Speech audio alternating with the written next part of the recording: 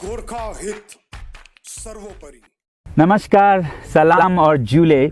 मैं हूं सोनम वांगचुक, लद्दाख से। आप में से कुछ लोग हमें जानते होंगे हमारे शिक्षा सुधार के कामों के बारे में, या फिर पर्यावरण के काम में, आइस स्तूपा, आर्टिफिशियल ग्लेशियर जैसे कामों के लिए, या फिर आई लिव सिंपली जैसे ग्लोबल मूवमेंट्स जो कि सादा जीवन अपनाकर क्लाइमेट चेंज को रोकने के लिए लोगों को प्रेरित करती है। मगर दोस्तों, आज मैं इन चीज़ों के बारे में नहीं, बल्कि आप लोगों को एक बहुत ही ज़रूरी संदेश देने के लिए आया हूं, जो कि चीन और भारत के बीच अभी जो टकराव और तनाव की स्थिति बनी है, इसके बारे में आपकी क्या जिम्मेदारी है। मैं लद्दाख में हूं और आप देख रहे हैं सिंधु नदी को बहते हुए यहाँ, और वो जो पहाड़ियाँ हैं उनके पीछे नुब्रा और चांगतांग के वो इलाके हैं जहाँ पर ये तनाव बढ़ता जा रहा है। हज़ारों सैनिक वहाँ ले जाए जा चुके हैं। सुनने में आया है चीनी वायुसेना के जहाज़ भी वहाँ तैनात किए गए हैं, और एक घंटे पहले भारतीय वायुसेना के जहाज़ भी मेरे ऊपर मंडरा रहे थे। सामान्यतः जब सीमा पर तनाव होता है तो हम आप जैसे नागरिक ये सोचकर सो जाते हैं रात को कि सैनिक इसका जवाब दे देंगे। मगर मैं आज आप लोगों को ये ज़रूरी बात बताना चाहता हूँ कि इस बार सिर्फ सैनिक जवाब नहीं, दो तरफा जवाब हो और उसमें नागरिक जवाब भी हो।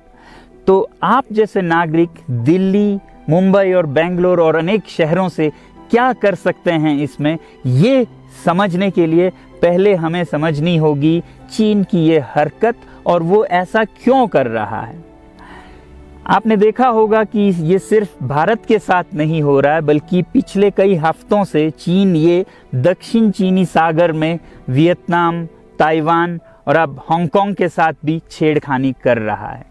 और मेरा ये विश्लेषण है कि वो ये सब किसी देश के साथ दुश्मनी के वजह से ज़्यादा अपने अंदर की समस्याओं को सुलझाने के लिए कर रहा है। आज चीन को सबसे बड़ा डर है तो अपने जनता से डर है। उनकी 140 करोड़ की आबादी, जो कि एक बंधुआ मजदूर की तरह बिना मानवाधिकारों के चीनी तानाशाह सरकार के लिए काम करते हैं और उसे धनी बनाते हैं। जब वो नाराज हो जाए तो फिर एक क्रांति की सी परिस्थिति बन पड़ती है, और इससे चीन बहुत डरता है। आज कोरोना के प्रकोप के बाद चीन में फैक्ट्रियां बंद हैं, एक्सपोर्ट्स बंद हैं और बेरोजगारी 20% तक बढ़ चुकी है। लोग बहुत नाराज़ हैं, क्रांति हो सकती है, तख्ता पलट हो सकता है। इसीलिए चीन पड़ोसियों से दुश्मनी करके अपनी जनता को अपने साथ जोड़ने में लगा हुआ है, और ये पहली बार नहीं कर रहा है। 1962 में जब भारत के साथ जंग की तो वो जंग भी उसने अपने जनता को संभालने के लिए की थी। तब 4 साल का अकाल और भूखमरी हुई थी, और इससे ध्यान हटाने के लिए ये जंग की थी।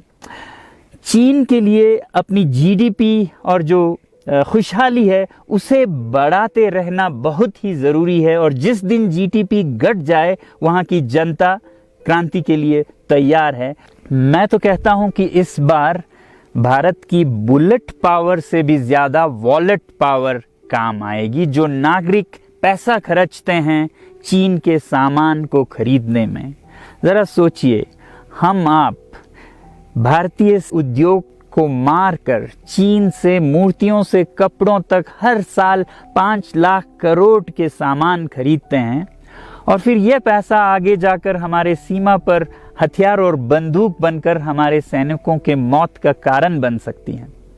तो इसलिए अगर हमारे देश के 130 करोड़ लोग और 3 करोड़ जो भारतीय बाहर के देशों में हैं, सब मिलकर भारत में और बल्कि दुनिया भर में एक boycott made in China movement या अभियान शुरू करते हैं, तो आज दुनिया भर में चीन के प्रति रोष है। हो सकता है कि सारी दुनिया साथ आए और इतने बड़े स्तर पर चीनी व्यापार का बॉयकॉट हो कि चीन को जिसका सबसे बड़ा डर था वही हो, यानी कि उसकी अर्थव्यवस्था डगमगाए और उसकी जनता रोष में आए, विरोध और तख्ता पलट। और अगर हम ऐसा नहीं करते हैं तो कितनी बदनसीबी की बात होगी भारत के लिए, ज़रा सोचिए। एक तरफ हमारे सेना सीमा पर जंग लड़ रही होगी और दूसरी तरफ हम आप चीनी सामान, मोबाइल से लेके कंप्यूटर्स, कपड़ों से लेके खिलौनों तक को खरीद कर उनकी सेना को पैसा भेज रहे होंगे, चीन की सेना को। ये तो हुई हार्डवेयर की बात। दूसरी तरफ हमारी युवा चीनी सॉफ्टवेयर, एप्स, गेम्स जैसे टिकटॉक, शेयरिट, इन सब में मस्त, उन्हें दूसरी तरफ से करोड़ों करोड़ों का पैसा भेज रहे होंगे।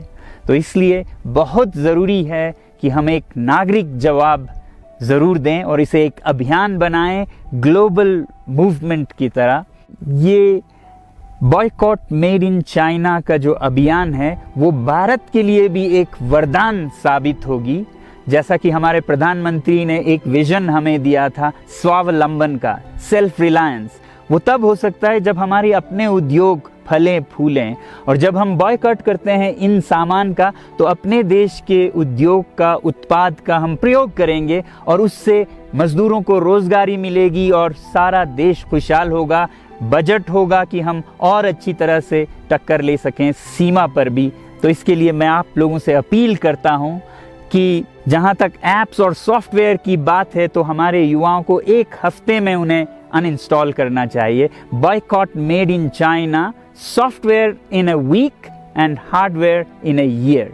क्योंकि साजो सामान के लिए वक्त लगेगा हमारे अपने देश से और बाहर से विकल्प निकलने तक, तो उसे हम एक साल के अंदर कर सकते हैं। तो ये हम न सिर्फ अपना प्रतिज्ञा करें बल्कि 100 और लोगों को इसके बारे में समझाएं, शेयर करें सोशल मीडिया पर, और हमारी जो मीडिया है वो जनता तक, देश के कोने कोने तक पहुंचाए।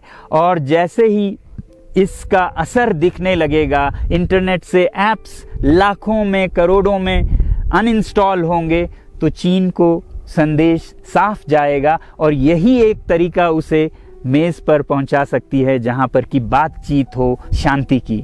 तो जाते जाते मैं ये बता दूं कि मैं क्या करने जा रहा हूं। इस फ़ोन पर जो भी चीनी ऐप्स हैं उन्हें तो मैं एक हफ्ते में हटा रहा हूं, बल्कि ये फ़ोन जो कि चीन में बना है इसे भी मैं एक हफ्ते में अपनी ज़िंदगी से अलग कर रहा हूं। और एक साल के अंदर हर वो चीज़ जिस पे मेड इन चाइना लिखा है उसे ज़िंदगी से निकालने जा रहा हूं।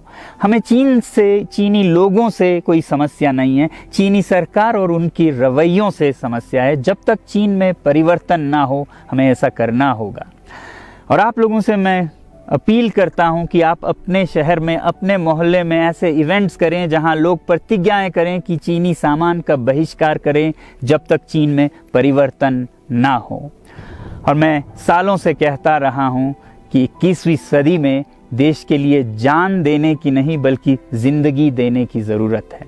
लद्दाख में बढ़ते हुए ये देश के लिए जान देने का कारोबार बहुत देखा, और जहां एक तरफ मैं सलाम करता हूं उन लोगों के लिए, उन लोगों को जिन्होंने देश के लिए जान दिया, मगर इस 21वीं सदी में मेरा ख्याल है कि देश के लिए जान देने की नहीं, ज़िंदगी देने की ज़रूरत है।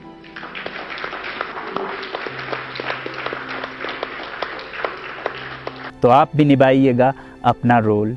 जय हिंद।